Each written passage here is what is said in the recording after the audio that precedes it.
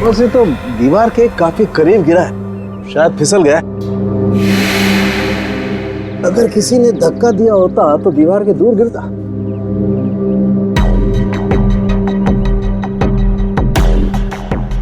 ऊपर से गिर के मरा है या यहीं पे किसी ने मार के डाल दिया इसे? इसकी तो हड्डियां टूट गई हैं, करीब करीब सारी।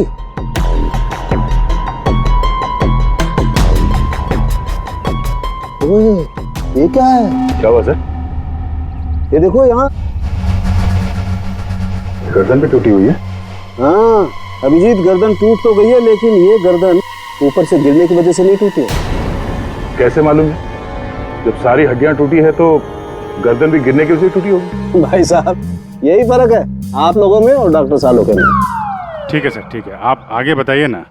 देखो, इसके चेहरे पर ये एक आध खरोंच के निशान है, बस कोई ज्यादा चोट नहीं। इसका मतलब साफ है, ये आदमी मुंह के बल तो नीचे नहीं गिरा। मतलब किसी ने ऊपर इसकी गर्दन मरोड़ दी थी? बिल्कुल, गर्दन ऊपर ही मरोड़ दी और फिर ये बेचारा नीचे गिर गया।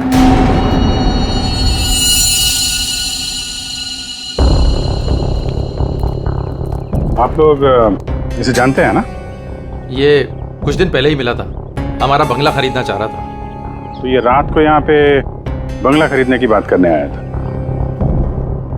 ऐसे कपड़े पहन के ये यहीं पे ठहरा हुआ था क्या? सर ये रात को अचानक भागता हुआ हमारे घर में आ गया था। भागता हुआ? ये यहाँ से 1.5 किलोमीटर दूर रहता है। 1.5 किलोमीटर दूर?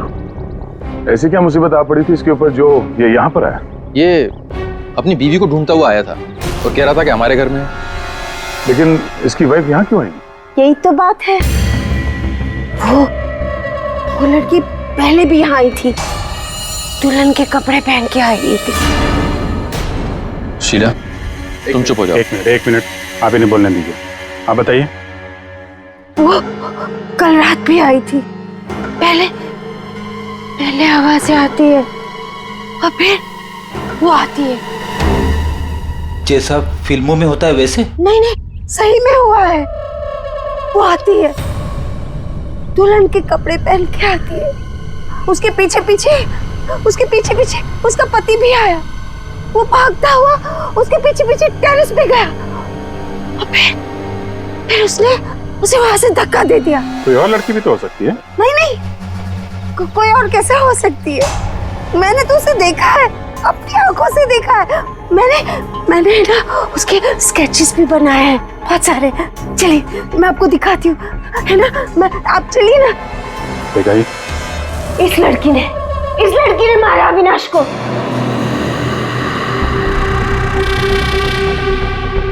सर अविनाश ये स्केचेस देख के एकदम से हिल गया था।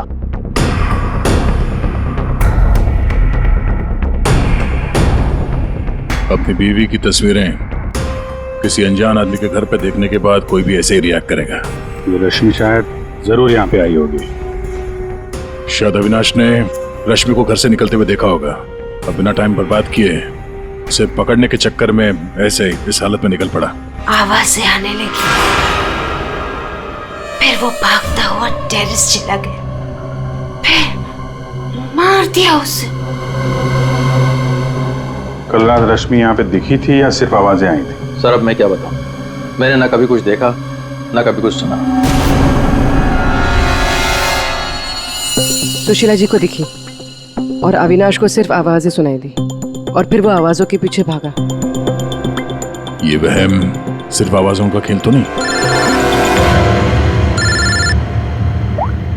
हाँ सानू साहब।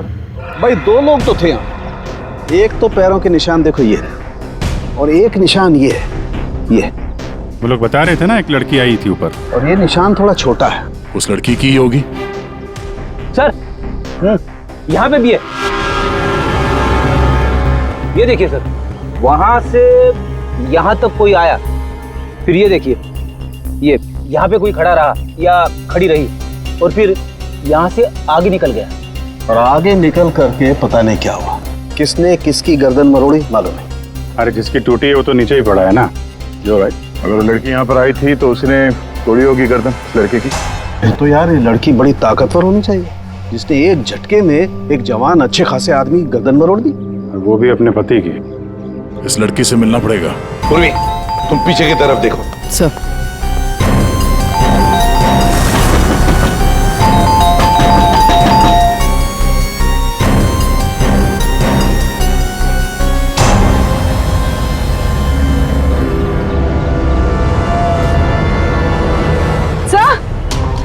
हाँ पूर्वी। सर ये देखिए, ये देखिए। माय गॉड, कहीं इसे भी? ले, अंदर कुछ गड़बड़ है, दरवाजा तोड़ दो। बेडरूम।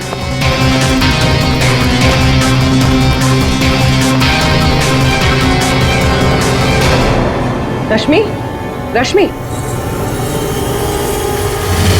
रश्मि, सर ये तो सो रही है। फोन करके थक गई होगी बेचारी।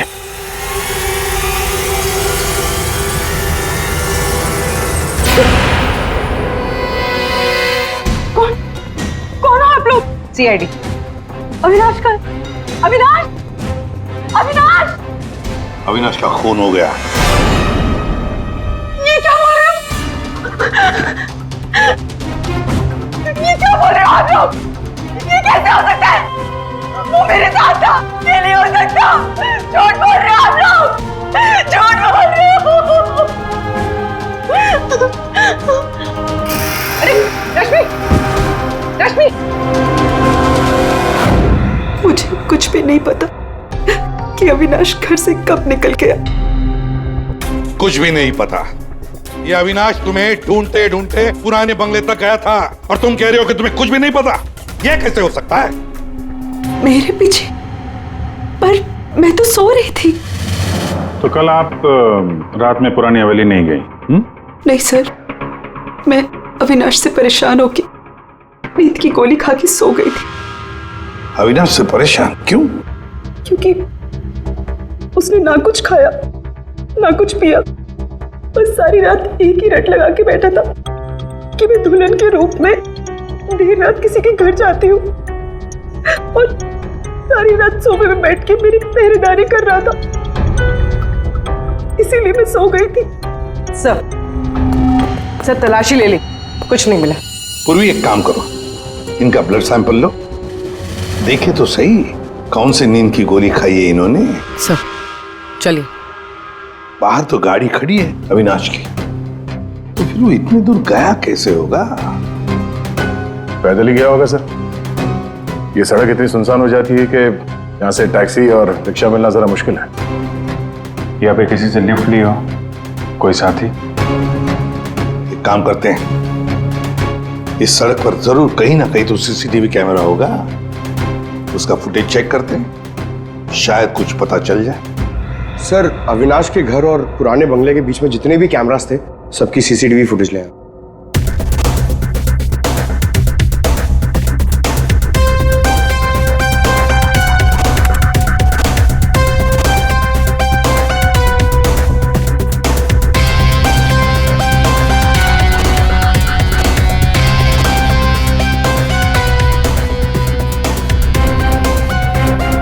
ऐसा क्या हुआ होगा गाड़ी के अंदर जो अविनाश अंदर बैठा था झटके में उतर गया?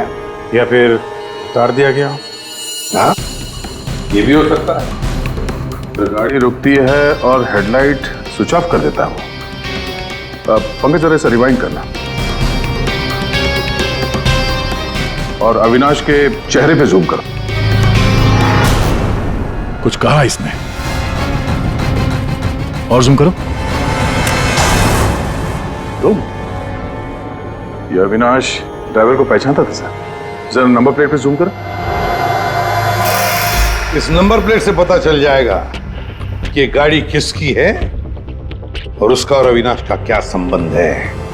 सर आरटीओ से पता चला है कि वो गाड़ी सोनाली नाम के किसी लड़की की है।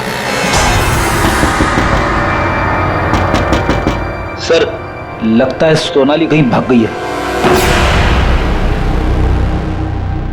अरे सर, सोनाली को कैसे पता कि हम लोग आ रहे हैं? भाग गई? सर कैसे पता, ये बाद में सोचेंगे, पहले जरा तलाशी ले लो घर की।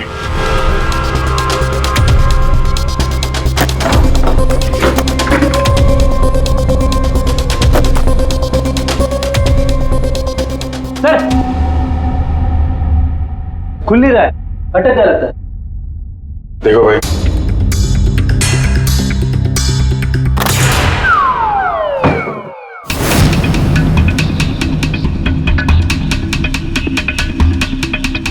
लाल लहंगा? सुशीला जी ने भी रश्मि को ऐसे लाल लहंगे में ही देखा था। तो ये लहंगा उसी का होगा सर। सर यहाँ आइए। हाँ,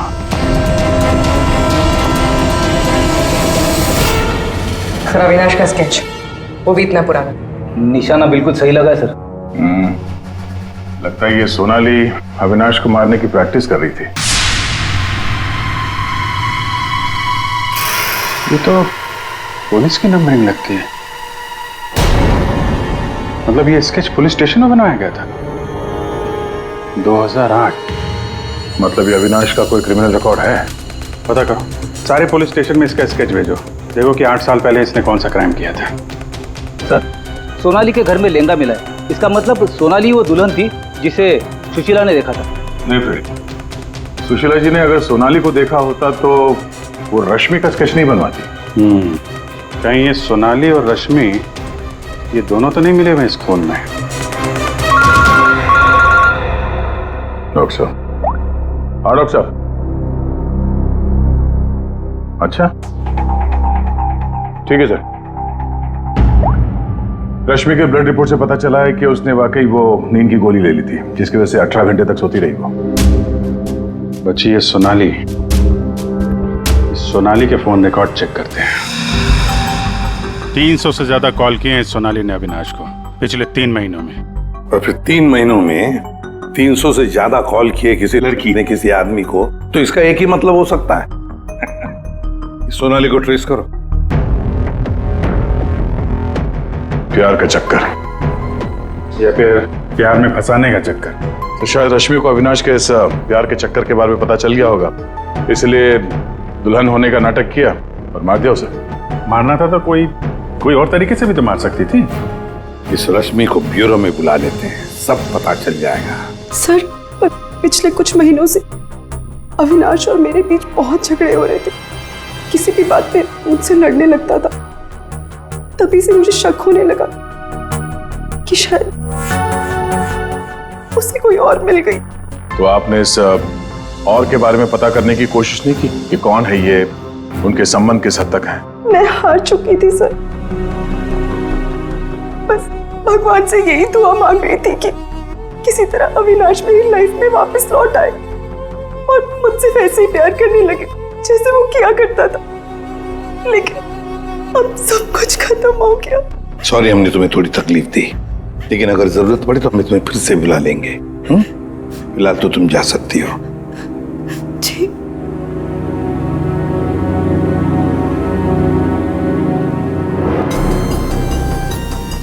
ऐसी कौन सी पत्नी होगी जिसे पता हो कि उसके पति का किसी के साथ चक्कर है और वो चुप रहे? जो कुछ भी हो, ये अविनाश का जो खून हुआ है, ये सारा चक्कर इन 2 औरतों के बीच में ही है, सोनाली और रश्मि। सर, सोनाली का मोबाइल जंगल में ट्रेस हुआ है, ये देखिए।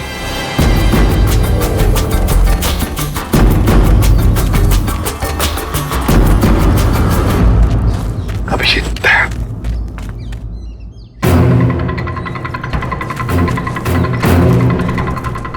अरे सोनाली, सोनाली,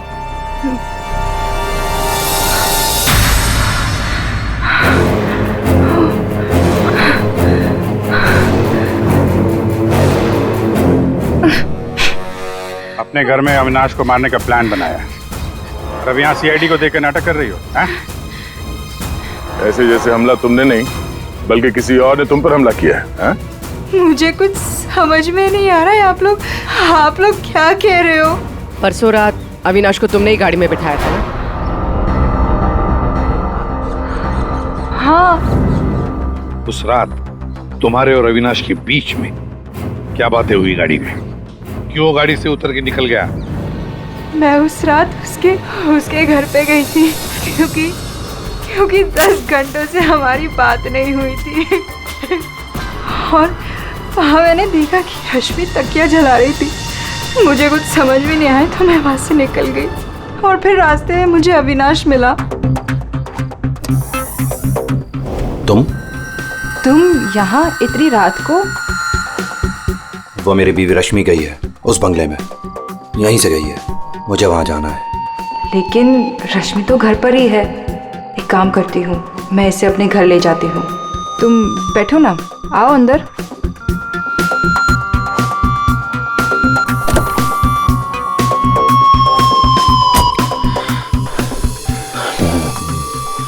मेरी बीवी रश्मि किसी और के घर में जाती है, वो भी दुल्हन के भेष में। तो जाने दो ना उससे, छोड़ो उससे। और वैसे भी अगले हफ्ते तुम मेरे से शादी करने वाले हो ना? नहीं, आज मैं उसे पकड़ के ही रहूंगा। ठीक है, जाओ अब अपनी उस चुड़ैल बीवी के पास and get out of my car. दिखाना मत अपनी शक्ल दोबारा। और मुझे पता चला अविनाश का खून हो गया है तो मैंने रश्मि का पीछा करना चालू किया और रास्ते में पता नहीं कुछ कंबल जैसा मेरे पे आ गया था और किसी ने मेरे सर पे मारा और उसके बाद मुझे कुछ याद नहीं है। तो ये भी याद नहीं है? ये तो अविनाश का कोई पुराना स्केच है जो तुमने कहीं से चुराया, क्योंकि तुम्हें उससे कोई पुराना हिसाब चुकता करना था। है? नहीं, मैंने ये पहले कभी नहीं देखा है। इसके घर में शादी का लहंगा मिलता है, अविनाश का पुराना स्केच मिलता है और फिर भी नाटक जारी है। अविनाश के साथ मेरी शादी होने वाली थी, इसलिए मैंने एक लाल लहंगा खरीदा था। तुम्हारे घर से आर्यन कॉलोनी से हमें सारे सबूत मिले हैं जिससे पता चलता है कि अविनाश का खून तुमने किया है। मैं रहती थी, लेकिन 1 महीने पहले मैं वहाँ से शिफ्ट हो गई थी और नए घर में आ गई। और उसको मैं काफी दिन से बेचने की कोशिश भी कर रही थी। और घर की चाबी किसी और को देके रखी थी क्या? सर, चाबी हमेशा मेरे पास एक रहती है और एक अविनाश के पास।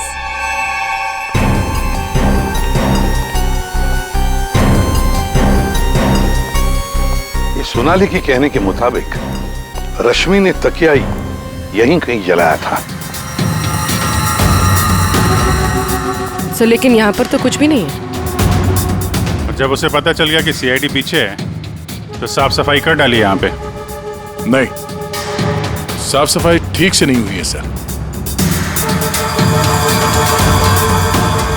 ये देखिए। मतलब ये सोनाली सच बोल रही थी।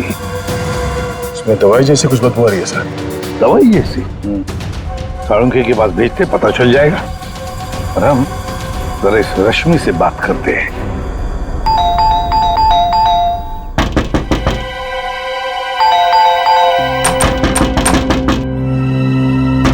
रश्मि, कहीं फिर से नींद की दवा खा के तो नहीं सो गई? रश्मि, सर, अंदर कोई नहीं। गायब है? कोई नहीं है सर। एक कमरा अच्छी तरह से चेक कर ले।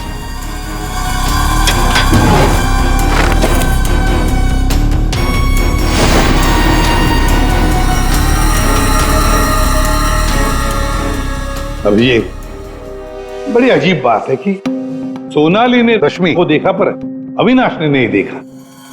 ये कैसे? अगर ये रश्मि गहरी नींद में सो रही थी तो उठी कैसे? टेस्ट तो झूठ बोलते नहीं। कहीं सोनाली ने तो नहीं झूठ बोला? सोनाली झूठ बोल रही है या नहीं ये तो पता नहीं सर, लेकिन जिन लोगों को नींद की बीमारी है उनके पास अक्सर इस तरह के अलार्म क्लॉक का पाए जाते हैं। बेड के नीचे मिला। सर, अगर अलार्म बजा था तो फिर ये अविनाश कैसे नहीं उठा? कहीं धीमी आवाज में तो नहीं बजा अलार्म? रश्मि जागो, रश्मि जागो, रश्मि जागो, रश्मि जागो, रश्मि जागो, रश्मि जागो। अपनी आवाज में अलार्म रिकॉर्ड किया है और देखा आवाज बढ़ती ही जा रही है। सकता है जिन्हें स्लीप डिसऑर्डर वो अपनी आवाज के अलार्म से जल्दी उठ जाते हो। लेकिन सर, उन तकियों में ऐसा क्या था जिसकी वजह से उन्हें जला दिया गया? सर, अविनाश के स्केच के बारे में पता चल गया है। सर, ये स्केच 8 साल पहले पीपी रोड पुलिस स्टेशन में बनाया गया था किसी एक्सीडेंट के सिलसिले में। 8 साल पहले एक्सीडेंट केस में, मतलब अविनाश 8 साल पहले किसी एक्सीडेंट में शामिल था। और जो इस एक्सीडेंट में मारा गया था उसके रिश्तेदार ने ये डुप्लीकेट स्केच मंगवाया था। कौन है ये रिश्तेदार?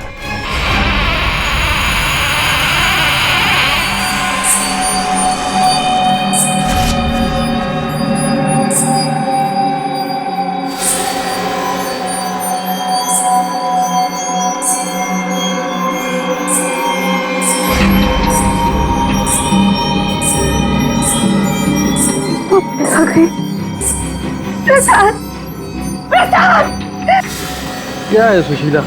अरे कहीं कुछ नहीं आया। नहीं प्रसाद, प्रसाद सो जाओ। रुको, अरे रुको, रुको, प्रसाद, प्रसाद देखो वो है। सुशीला, तुम बाहर क्यों आई? कहीं कुछ नहीं है। यहाँ क्या है? कहना इस बार ये तुम्हें मारने आई। नहीं होने दे, मैं नहीं होने दूंगी। रुको। सुशीला, सुशीला रुको। सुशीला, सुशीला उधर मत जाओ। रुको, प्रसाद, प्रसाद जल्दी आओ, रुको।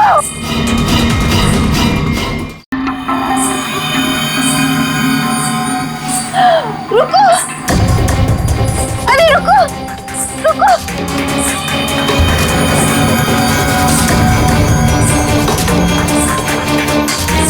रुको, अरे सुन। सुशीला, सुशीला, रुको, अरे रुको, रुको, रुको। सुशीला!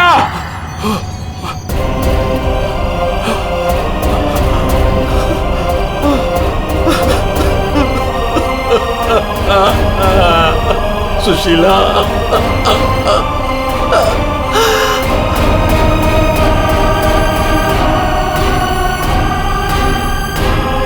सुशीला, तुम जिंदा हो? कैसे? उसने मुझे बचा लिया। किसने? लहंगे वाली।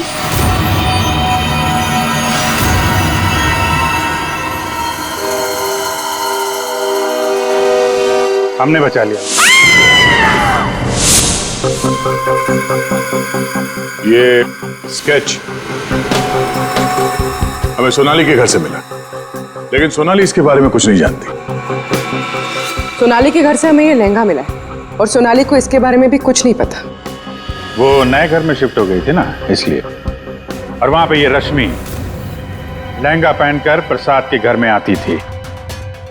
हाँ सर, मैंने वो लहंगा पहना था और देर रात तक इस हवेली में घूमती ताकि लगे कोई आत्मा, पर मुझे नहीं पता था सर, इस वजह से अविनाश का खून हो जाएगा।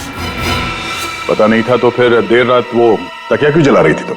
वो अविनाश के तकिए में मैंने नींद के ड्रॉप्स मिलाए थे ताकि वो रात को कहीं ना जाए। मैं इस नाटक से थक चुकी थी सर, और इनकी वजह से। प्रसाद जी, अब इस नाटक के सारे सीन आप बताएंगे। 8 साल पहले अविनाश ने मेरे बेटे को गाड़ी से टक्कर मारी थी। मेरा 19 साल का बेटा सड़क पे तड़प तड़प के मर गया था और ये अविनाश वहां से फरार हो गया था। पुलिस ने बहुत ढूंढा उसको, उसका स्केच भी बनाया, लेकिन नहीं मिला वो। बेटे की मौत के बाद मेरी बीवी की दिमागी हालत भी कुछ अजीब सी हो गई। उसके बाद से मैं पागलों की तरह अविनाश को ढूंढ रहा था। फिर अपनी भांजी से मिला, उसने अपने बॉयफ्रेंड के बारे में मुझे बताया। मैंने उसका फोटो देखा, वो अविनाश था। भांजी यानी सोनाली, है ना? मतलब आपने ही मेरे पुराने घर की डुप्लीकेट चाबी बनवाई? हाँ, मैंने ही उस घर की एक चाबी बनाई थी और वो लहंगा भी मैंने ही चुराया था। और रश्मि को इस प्लान में शामिल कर लिया। हाँ सर, मैं रश्मि से मिला। मैंने उसको अविनाश के अफेयर के बारे में बताया। वो काफ़ी टूट गई, मायूस हो गई। मैंने मौके का फ़ायदा उठाया और रश्मि को समझाया कि अगर वो अपने पति को अपनी तरफ खींचना चाहती है। लेकिन कैसे? वो तो उसके लिए नया घर खरीदने के चक्कर में। मेरे पास एक प्लान है। तुम्हें अगले हफ्ते से दुल्हन का चोला पहन के मेरी हवेली में आना होगा। उस रात भी रश्मि आने वाली थी, लेकिन वो आई नहीं। इसलिए आप दुल्हन के रूप में अविनाश के सामने आ गए, है ना? और बरसों की नफरत, उसने मेरे अंदर एक ऐसी अद्भुत शक्ति भर दी थी कि मैंने उसकी गर्दन तोड़ दी। बदला ले लिया मैंने अपने बेटे का। अद्भुत शक्ति? क्या मिला आपको अद्भुत शक्ति से? अपनी पत्नी की दिमागी हालत तक का फायदा उठाया आपने और गुनहगार बन गए। कड़ी से कड़ी सजा मिलेगी आपको।